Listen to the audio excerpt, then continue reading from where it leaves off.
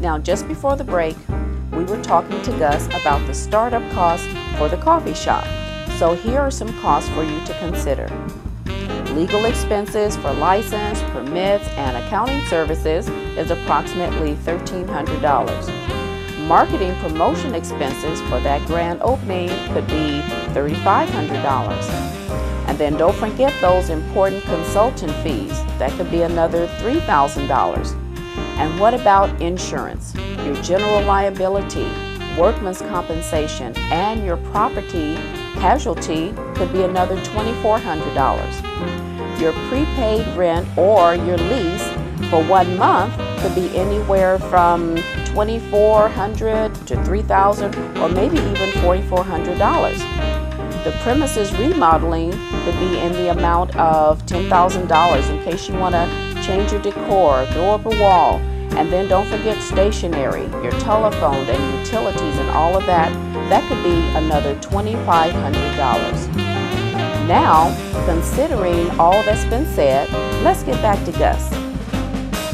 So everything basically was already set up. So we're going to also talk about, starting from scratch with your business. But you bought an existing business. I bought an existing business because of my experiences. Because I know in order to open a restaurant, specifically restaurant, yes, from scratch, it will cost and it will take a lot of time to go through permit process, getting the city to approve a lot of details. Okay, and thank you for mentioning that, because we also want to tell people about license that you need and about permits.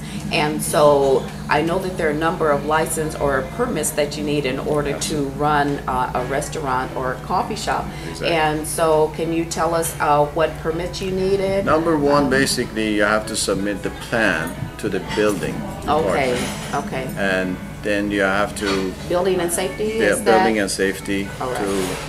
Then you have to get approval for the parking spaces, because each four of these chairs requires one parking spot in Los Angeles. Oh, okay. So that's how you look at it. Yes. So the number of chairs that you have equate how many parking spaces. Spaces. Never thought about that. Parking is the number one requirements for a lot of restaurants in order to succeed. There are a lot of locations that you see that are right off the streets. They look great, but nobody can park and come in. So you need parking.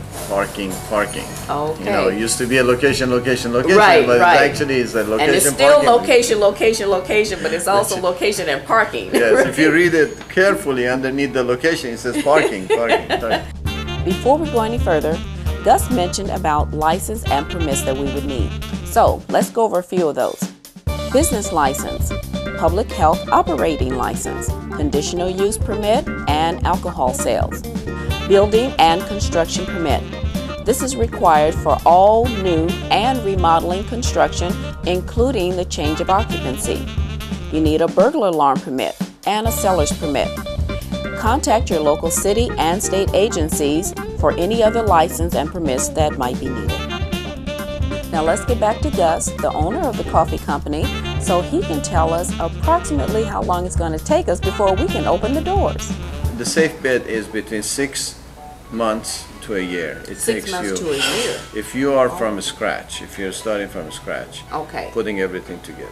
Okay, now putting everything together, meaning you're building from the ground up, or you already have an existing building? From 4 walls, putting it into a restaurant. But if you're buying an existing, if the permit is not expired, the permit of the restaurant gets expired after 90 days. So if there is a restaurant that you're buying and it's been closed over 90 days, there is no permit, so you have to start from scratch. You have to go start from scratch, and any discrepancy in that building, you have to redo the whole thing. You might have to tear down the whole place and do the plumbing. So be very careful about when it goes to buying a closed business. But my suggestion remember that buying a closed business, it really takes a lot of investigation. It does.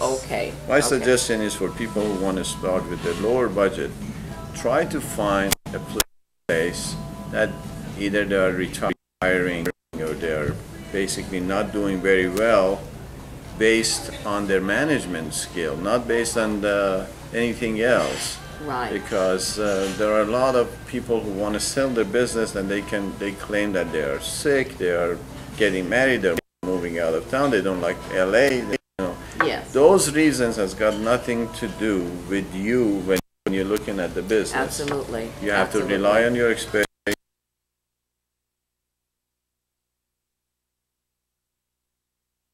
Understand that this business is not really going to make you money if you're just looking at the bottom line.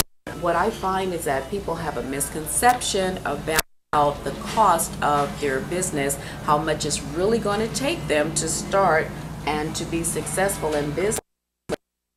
So they don't count on having enough financing for 2 or 3 years. Sure. But they think that maybe they'll have a quick, they're going to break even quicker or sooner than they actually do.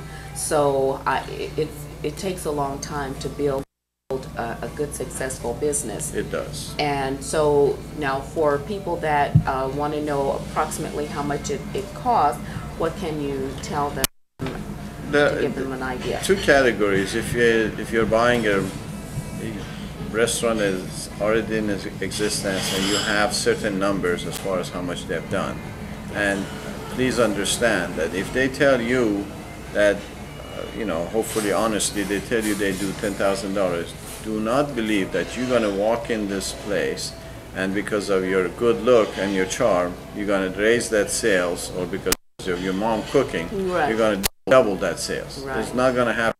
That $10,000 is going to stay $10,000 Okay. at least for 6 months. Okay. It might go Good to point. 10,500 or 11,000. It's not going to be double. It depends on you.